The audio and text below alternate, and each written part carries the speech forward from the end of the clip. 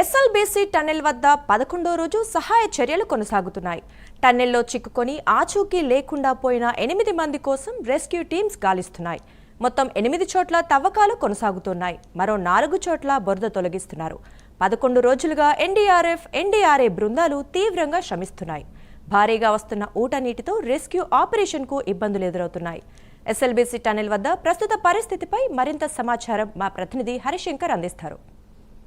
కర్నూలు జిల్లా దోమలపెంట వద్ద ఉన్న ఎస్ఎల్బీసీ ప్రమాద ఘటనలో చిక్కుకున్నటువంటి 8 మంది కోసం గాలింపు చర్యలు కొనసాగుతున్నాయి. 11 రోజులుగా నిరంతరంగా కూడా ఈ యొక్క గాలింపు చర్యలు అయితే చేపడుతున్నారు.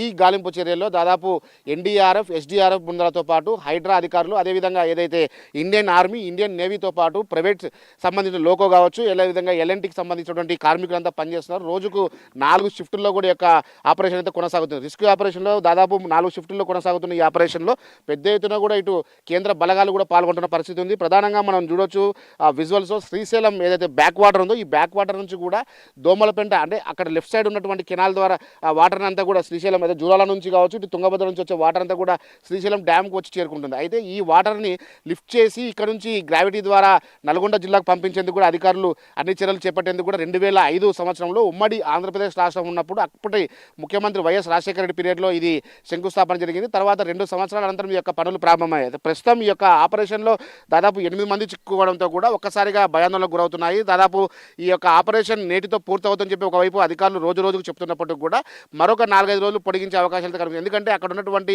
బురద కావచ్చు, ఊట నీటి వల్ల కూడా తీవ్ర ఆటంకాలు ఎదుగుతున్నాయి. అదేవిధంగా టీబీఎం మిషన్ కటింగ్ విషయం కావచ్చు, అదేవిధంగా కన్వేయర్ బెల్ట్ తెగిపోవడంతో కూడా నిన్న సాయంత్రం వరకు ఈ యొక్క పనులు అయితే ప్రారంభమైనాయి. ప్రస్తుతం అయితే ఈ రిస్క్ ఆపరేషన్ సంబంధించి కీలక అప్డేట్స్ అందుతున్నాయి. జీపీఆర్ పరికరం ద్వారా అక్కడ ఉన్నటువంటి 8 ప్రాంతాల్లో కూడా ఈ యొక్క తవ్వకాలు అయితే జరుగుతున్నాయి. అయితే రాడార్ గుర్తించినటువంటి 4 చోట్ల 5 నుండి 12 మీటర్ల మేర బురద మట్టి పేరుకుపోయినట్లు కూడా తెలుస్తుంది. అయితే రాడార్ గుర్తించినటువంటి మరో 4 చోట్ల బురదని మొత్తం తొలగించేందుకు అయితే రిస్క్ బృందాలు పనిచేస్తున్నాయి. గత వారం రోజులుగా సేమ్ సిచ్యువేషన్ అయితే కొనసాగుతుంది. అయితే ఈ యొక్క తవ్వకాలలో ప్రస్తుతం ఎన్డీఆర్ఎఫ్, అదేవిధంగా ఎన్డీఆర్ఐ, సింగరేణి కార్మికులు అయితే పాల్గొంటున్నారు.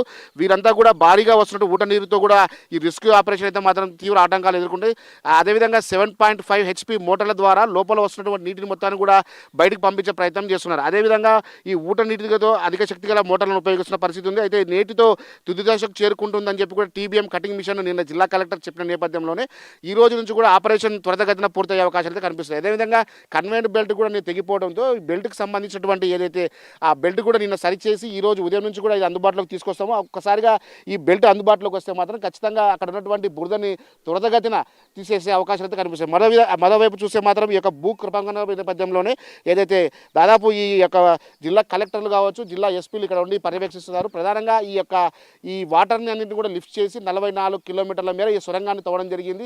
దాన్ని ప్లాన్ చేశారు. అయితే అప్పటి ఉన్న పరిస్థితుల్లో కొద్దిగా మాత్రమే 14 కిలోమీటర్ల వద్ద ఈ యొక్క ప్రమాదం జరిగినట్టు కూడా అధికారులు అంచనా వేస్తున్నారు. అయితే అక్కడ ఉన్నటువంటి టీబీఎం కటింగ్ మిషన్ వరకు కూడా నేను సాయంత్రం చేరుకోవడం జరిగింది. లోకో ట్రైన్ ద్వారా కూడా ఇక్కడ ఉన్నటువంటి అధికారులు కావచ్చు, సింగరేణి కార్మికులు కావచ్చు, ఇతర కార్మికులు అందరూ కూడా ఆ లోకో ట్రైన్ ద్వారా ఏదైతే ప్రమాదం జరగడం జరిగిందో అక్కడికి వెళ్తున్నారు. ఆ జీపీఆర్ పరికరం ద్వారా అక్కడ ఉన్నటువంటి గుర్తింపులు చేస్తున్న పరిస్థితి. మరో విధంగా మొన్న ముఖ్యమంత్రి రేవంత్ రెడ్డి ఇక్కడికి చేరుకోవడం జరిగింది. ఇక్కడ దాదాపు 3 గంటల వరకు ఆయన టైం స్పెండ్ చేసి ఇక్కడ ఉన్న అధికారులతో సమీక్షా సమావేశం నిర్వహించారు. ప్రభుత్వం తరఫున ఎటువంటి సహాయ సహకారాలు కావాలో అవన్నీ తీసుకోవాలని చెప్పడం జరిగింది. అయితే 10 రోజులుగా వీళ్ళు చేసినటువంటి ఆపరేషన్ ఏ విధంగా కొనసాగింది, మొదటి రోజు నుంచి కూడా చివరి రోజు వరకు ఎటువంటి అంశాలను వాళ్ళు తీసుకోవడం జరిగింది, హై టెక్నాలజీని ఉపయోగించి లోపలికి ఏ విధంగా వెళ్తున్నారు, లోపల ఉన్నటువంటి పరిస్థితులన్నింటి కూడా ఆయన సమీక్షలో తెలుసుకోవడం జరిగింది. అదేవిధంగా కేంద్రం నుంచి ఎటువంటి సహాయం కావాలన్నా కూడా కేంద్రంతో ఆయన మాట్లాడే అవకాశాలు అయితే ఉన్నాయి. ఇప్పుడు ఉన్నటువంటి జిల్లా కలెక్టర్లు ఎవరైతే బదావత్ సంతోష్ కావచ్చు, అదేవిధంగా జిల్లా ఎస్పీ గైక్వాడ్తో కూడా అక్కడ ఉన్నటువంటి పోలీస్ సిబ్బంది పెద్ద ఎత్తున కూడా కేంద్ర బలగాలను లోపలికి పంపించి అక్కడ ఉన్నటువంటి కాపాడే ప్రయత్నం చేస్తున్నారు. దాదాపు 11వ రోజు ఈరోజు కొనసాగుతుంది.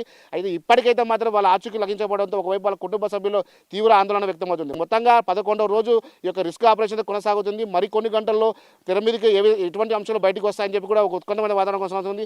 ఇప్పటికే ఎవరైతే 8 మంది చిక్కున్నారో వారికి సంబంధించిన కుటుంబ సభ్యులు అయితే మాత్రం దోమలపెంట వద్దకు చేరుకోవడం జరిగింది. ఇక్కడ టన్నెల్ వద్ద వాళ్ళంతా కూడా ఏడుస్తూ వాళ్ళంతా కుటుంబ సభ్యులు త్వరితగతిన బయటకు తీసుకురావాలంటున్నారు. ఇప్పటికైతే ఉస్మానికి సంబంధించినటువంటి డాక్టర్ల బృందం అనేది పోస్ట్ మార్టం నిర్వహించడానికి కూడా సిద్ధమవుతున్నటువంటి పరిస్థితి ఉంది. అదేవిధంగా అక్కడ ఉన్నటువంటి అంబులెన్స్లు కూడా ఇక్కడ రప్పించి వాళ్ళ డెడ్ బాడీలు వాళ్ళు తిరిగి ఇచ్చే అవకాశాలు అయితే కనిపిస్తుంది. మొత్తంగా 11వ రోజు వరకు ఈ యొక్క ఆపరేషన్ కొనసాగుతున్న నేపథ్యంలోనే ఇటు అధికారులతో పాటు ఉన్నటువంటి రిస్క్ ఆపరేషన్ పాల్గొంటున్న కార్మికులు ఎవరైతే వాళ్ళంతా కూడా ఈ రోజు రేపట్లో ఈ యొక్క ఆపరేషన్ పూర్తవుతుందని చెప్పి కూడా చెప్తున్నట్టు సిచ్యువేషన్ ఉంది. ఇది ఇక్కడ ఉన్న తాజా పరిస్థితి. కెమెరా పర్సన్ రాజశేఖర్తో హరిశంకర్, ప్రైమ్ 9 ఎస్ఎల్బీసీ నుండి.